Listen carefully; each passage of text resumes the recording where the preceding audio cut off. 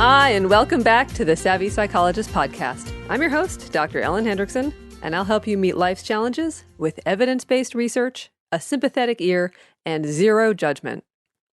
So like Tybo and Beanie Babies, the mommy wars are so 1990s. But ask any group of moms, or anyone for that matter, whether it's better for moms to work or stay at home, and you'll likely get some strong and emotional answers. Surprisingly, you'll also find that each group is both insecure and proud in its own way. So working moms often talk about the guilt of not being around and the pride they take in their work, their identity as a professional, and their multiple hats. Stay-at-home moms talk about feeling devalued, but are simultaneously proud of investing in their children and their contributions to their families, schools, and communities. Now, in terms of numbers, working moms are in the majority. In the U.S., 71% of moms with kids young enough to live at home hold a job other than mommy. And in a whopping 40% of households with kids, mom is either the only one bringing home a paycheck or else is making more than her partner. At the same time, however, a growing number of moms are staying home with their kids. After a low point in 1999, with 23% of moms staying home, trends show that the ranks of stay-at-home moms are swelling. And to complicate matters, even though most moms work, a 2014 Pew Research Center survey found that the majority of Americans, 60% to be exact, think that kids are better off with a parent at home full-time. So what's the answer? Well, it turns out there is science to support all moms, working or at home. So let's take a look at each side. So first, the benefits of stay-at-home moms. So a 2013 study showed that children benefit academically when a parent stays home. The study crunched numbers from Norway, which has two policies Americans can only dream about: subsidized high-quality national daycare and a 1-year maternity leave.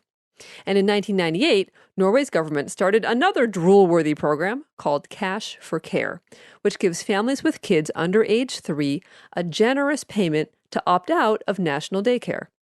This, of course, means that someone would have to stay home with a toddler, and this might be mom, dad, grandma, or a family friend.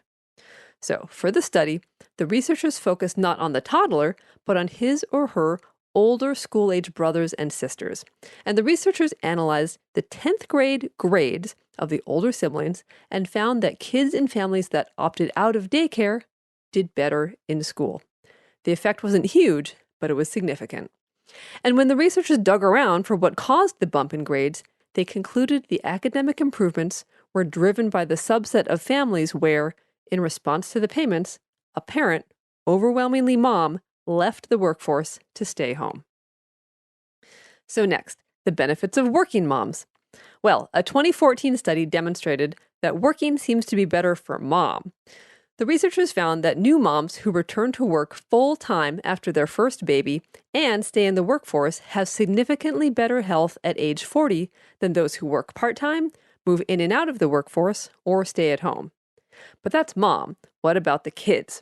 So, enter a new study from Harvard Business School that looked at both moms and kids, 50,000 people across 25 countries to be exact. So the study found that daughters of working moms stayed in school longer, were more likely to be supervisors at work, and earned more money than daughters of stay-at-home moms. In the U.S. specifically, daughters of working moms earned 23% more.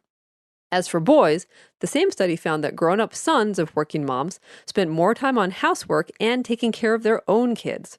In the U.S. specifically, dads who had working moms spent 7.5 more hours per week taking care of their own kids than dads with stay-at-home moms. So in sum, women who grew up with a mom who worked did better in the workplace, and men who grew up with a mom who worked contributed more at home.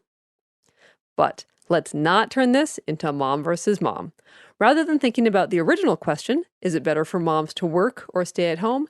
Let's think about it from the kids' perspective. Studies consistently find it's not who takes care of the kids, but the quality of care that makes a difference. Indeed, it seems that if bad childcare is what allows mom to work, it may not be worth it. But if a kid is parked in front of the TV at home with mom, that's not going to work either. So whether it's mom, dad, a beloved nanny, a skilled daycare worker, or a loving grandma makes less difference than making sure your child knows he or she is loved, safe, responded to, and actively engaged. Bottom line, it's not about the two groups fighting to claim the title of mom.